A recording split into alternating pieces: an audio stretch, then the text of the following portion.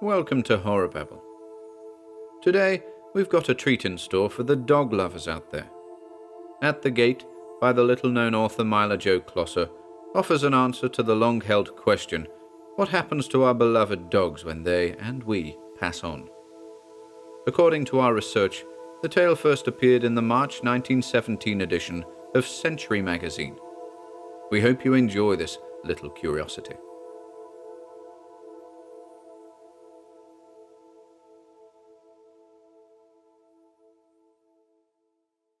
At the Gate, by Myla Jo Closser. A shaggy Airedale scented his way along the high road. He had not been there before, but he was guided by the trail of his brethren who had preceded him. He had gone unwillingly upon this journey, yet with the perfect training of dogs he had accepted it without complaint. The path had been lonely, and his heart would have failed him, travelling as he must without his people, had not these traces of countless dogs before him promised companionship of a sort at the end of the road. The landscape had appeared arid at first, for the translation from recent agony into freedom from pain had been so numbing in its swiftness that it was some time before he could fully appreciate the pleasant dog country through which he was passing.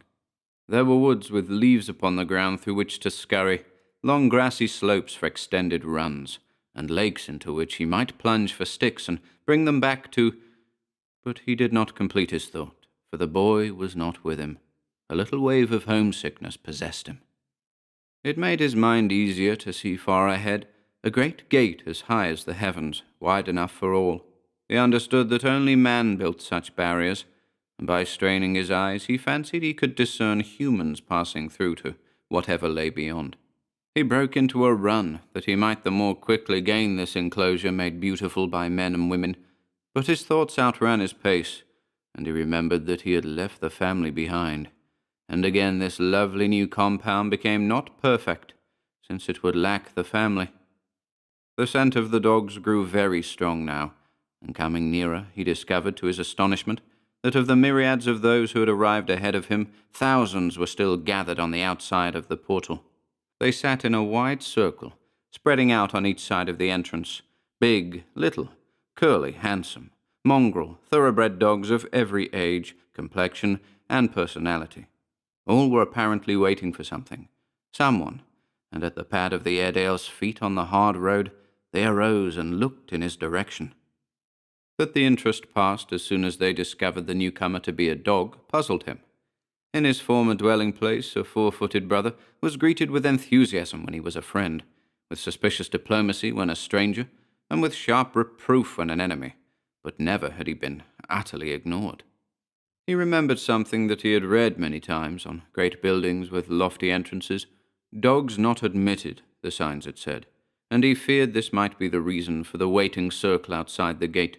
It might be that this noble portal stood as the dividing line between mere dogs and humans. But he had been a member of the family, romping with them in the living room, sitting at meals with them in the dining room, going upstairs at night with them, and the thought that he was to be kept out would be unendurable. He despised the passive dogs. They should be treating a barrier after the fashion of their old country, leaping against it, barking and scratching the nicely painted door. He bounded up the last little hill to set them an example, for he was still full of the rebellion of the world, but he found no door to leap against. He could see beyond the entrance dear masses of people, yet no dog crossed the threshold. They continued in their patient ring, their gaze upon the winding road. He now advanced cautiously to examine the gate. It occurred to him that it must be fly time in this region, and he did not wish to make himself ridiculous before all these strangers by trying to bolt through an invisible mesh like the one that had baffled him when he was a little chap. Yet there were no screens, and despair entered his soul. What bitter punishment these poor beasts must have suffered before they learned to stay on this side the arch that led to human beings. What had they done on earth to merit this? Stolen bones troubled his conscience. Runaway days, sleeping in the best chair until the key clicked in the lock. These were sins. At that moment, an English bull-terrier, white, with liver-coloured spots and a jaunty manner, approached him, snuffling in a friendly way. No sooner had the bull-terrier smelt his collar than he fell to expressing his joy at meeting him. The Airedale's reserve was quite thawed by this welcome, though he did not know just what to make of it. I know you, exclaimed the bull-terrier, adding inconsequentially, What's your name? Tam O'Shanter. They call me Tammy, was the answer, with a pardonable break in the voice. I know them, said the bull-terrier. Nice folks. Best ever, said the Airedale, trying to be nonchalant and scratching a flea which was not there. I don't remember you. When did you know them? About 14 tags ago, when they were first married. We keep track of time here by the license tags. I had 4. This is my first and only one. You were before my time, I guess. He felt young and shy. Come for a walk and tell me all about them, was his new friend's invitation. Aren't we allowed in there? Asked Tam, looking toward the gate. Sure, you can go in whenever you want to. Some of us do at first, but we don't stay. Like it better outside? No, it isn't that. Then why are all you fellows hanging around here? Any old dog can see it's better be on the arch. You see, we're waiting for our folks to come. The Airedale grasped it at once, and nodded understandingly. I felt that way when I came along the road. It wouldn't be what it's supposed to be without them. It wouldn't be the perfect place. Not to us, said the bull-terrier. Fine, I've stolen bones, but it must be that I have been forgiven if I'm to see them here again. It's the great good place, all right. But look here, he added, as a new thought struck him. Do they wait for us? The elder inhabitant coughed in slight embarrassment. The humans couldn't do that very well. It wouldn't be the thing to have them hang around outside for just a dog. Not dignified. Quite right, agreed Tam. I'm glad they go straight to their mansions. I'd hate to have them missing me as I'm missing them. He sighed. But then they wouldn't have to wait so long. Oh, well, they're getting on. Don't be discouraged, comforted the terrier. And in the meantime, it's like a big hotel in summer, watching the new arrivals. See, there is something doing now. All the dogs were aroused to excitement by a little figure making its way uncertainly up the last slope. Half of them started to meet it, crowding about in a loving, eager pack. Look out, don't scare it, cautioned the older animals, while word was passed to those farthest from the gate. Quick, quick, a baby's come. Before they had entirely assembled, however, a gaunt yellow hound pushed through the crowd, gave one sniff at the small child, and with a yelp of joy crouched at its feet. The baby embraced the hound in recognition, and the two moved toward the gate. Just outside, the hound stopped to speak to an aristocratic St. Bernard who had been friendly. Sorry to leave you, old fellow, he said, but I'm going in to watch over the kid. You see, I'm all she has up here. The bull-terrier looked at the Airedale for appreciation. That's the way we do it, he said proudly. Yes, but... The Airedale put his head on one side in perplexity. Yes, but what? Asked the guide. The dogs that don't have any people, the nobody's dogs. That's the best of all. Oh, everything is thought out here. Crouch down. You must be tired. And watch, said the bull-terrier. Soon they spied another small form making the turn in the road. He wore a Boy Scout's uniform, but he was a little fearful for all that, so new was this adventure. The dogs rose again and snaffled, but the better groomed of the circle held back, and in their place a pack of odds and ends of the company ran down to meet him. The Boy Scout was reassured by their friendly attitude, and after petting them impartially, he chose an old-fashioned black and tan, and the two passed in. Tam looked questioningly. They didn't know each other, he exclaimed. But they've always wanted to. That's one of the boys who used to beg for a dog, but his father wouldn't let him have one.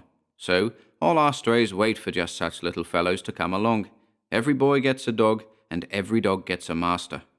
I expect the boy's father would like to know that now, commented the Airedale. No doubt he thinks quite often, I wish I'd let him have a dog. The bull-terrier laughed.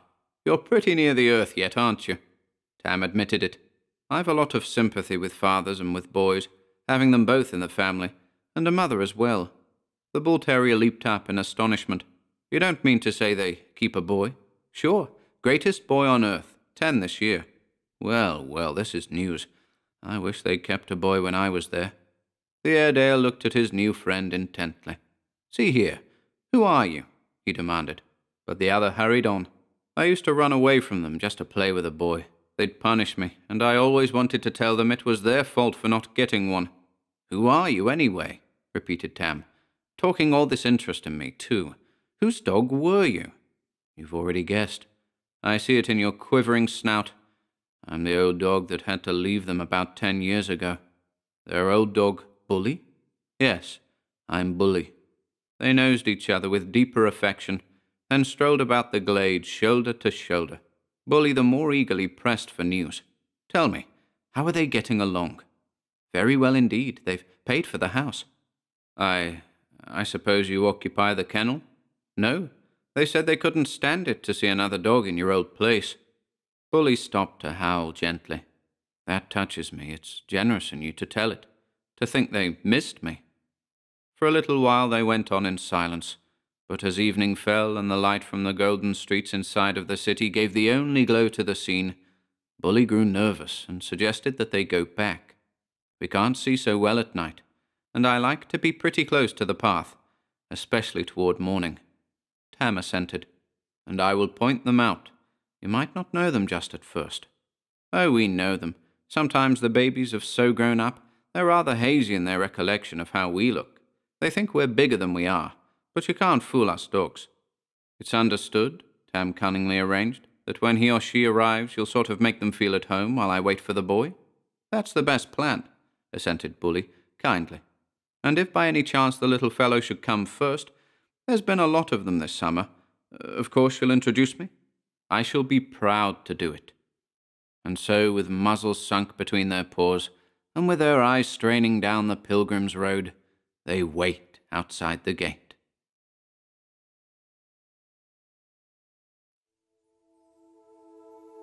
Thank you for listening today. If you'd like to support our work here at HorrorBabble, be sure to check out the video description below, where you'll find links to our Bandcamp and Patreon pages, our merch store over at Teespring, and further information relating to our releases on Audible, iTunes, and Spotify. And until next time,